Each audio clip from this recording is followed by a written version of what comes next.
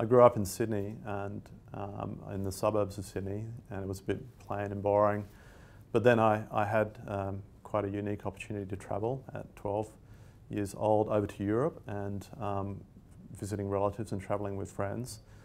And then I got to see all these amazing cities in Europe where architecture is so seamlessly related to culture and history. And that was, it really inspired me, I think. I don't think I actually said I wanted to be an architect at that time, but I think it influenced my decision later on to become an architect, definitely.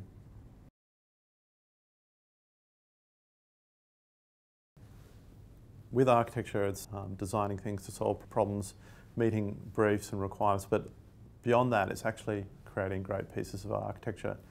And that's the great challenge as an architect, I think, is to take all these complex inputs and requirements, analyse the way people live and work, bring them together, solve the problem, but not only to solve the problem, but to take it to the next level and create a great piece of architecture. So a piece of architecture that people will enjoy living in, enjoy working in, and will inspire them, hopefully.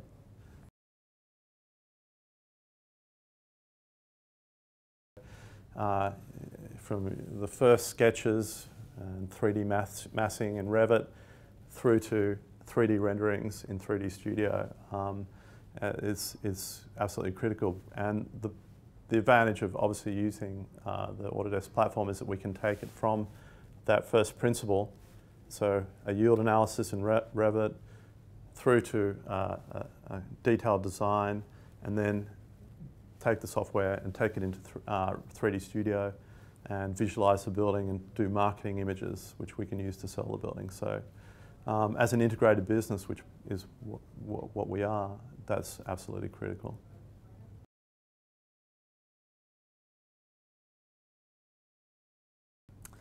Well, as a Sydney-sider, I guess I have to say the Opera House is one of my favourite buildings. I guess a great example of a building that solved a lot of technical problems, but then took the design, took the architecture to the next level and created a great piece of iconic architecture that went beyond the actual requirements of the building as an opera house, as a place for meeting, but also as part of the harbour, part of the city. So that is a great example. And you know, when you're talking about technology, that was one of the first buildings that utilised computers and technology to resolve very complex structural issues. So without the analysis tools to design the structure, they probably wouldn't have been able to achieve Utsson's design, his dream, his vision, I guess. I mean, the Opera House is a fantastic example of how the architect was able to bring together function, architecture, and art into one building.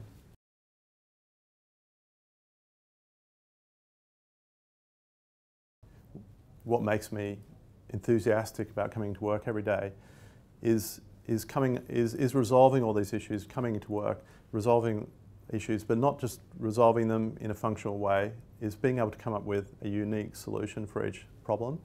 So actually being able to take architecture to that next level, coming up with a solution that maybe nobody's thought of before. So I guess that's the aim of all artists and architects.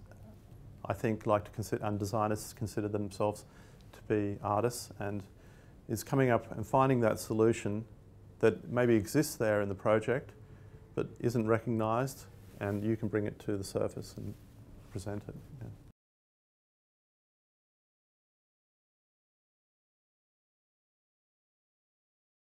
One of my favourite cities is Tokyo, and people often, you know, when I say Tokyo, you say you're crazy. That's, you know, it's a terrible city because it's so chaotic. But that's what I love about it, the complexity. And I think I enjoy a lot of Asian cities because of the intensity of activity in those cities, because they're so dense in terms of the way people live in the cities.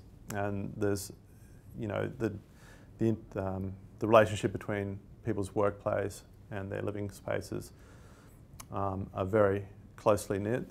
So I always get inspiration from going to Tokyo because it's just such a crazy city.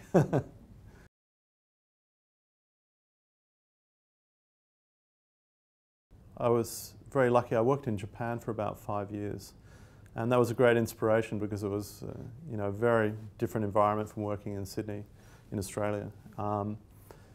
And what inspired me about Japan was the seamless connection between history, culture, and modern existence. So they seem to merge very easily together, history and modern culture. And I was very inspired. I lived in Osaka and I went to Kyoto and I went to the Imperial Palace in Kyoto, the Katsura Imperial Palace.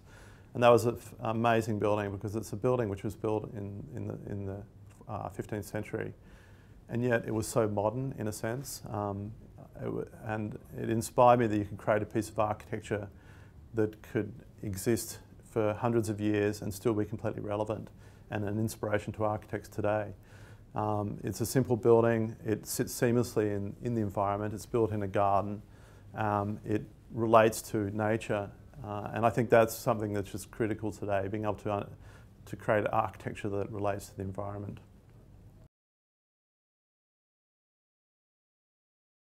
I think one of the greatest challenges today is global warming, obviously. And I think that's just going to become an even bigger challenge as we move forward. But generally, sustainability and dealing with how our cities work, how our cities relate to the environment is going to be critical.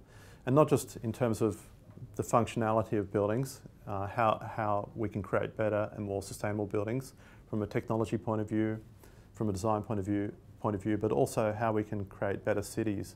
So how we can create more density. Density is going to be a real issue in the future. How we can create more efficient buildings that utilise infrastructure more efficiently.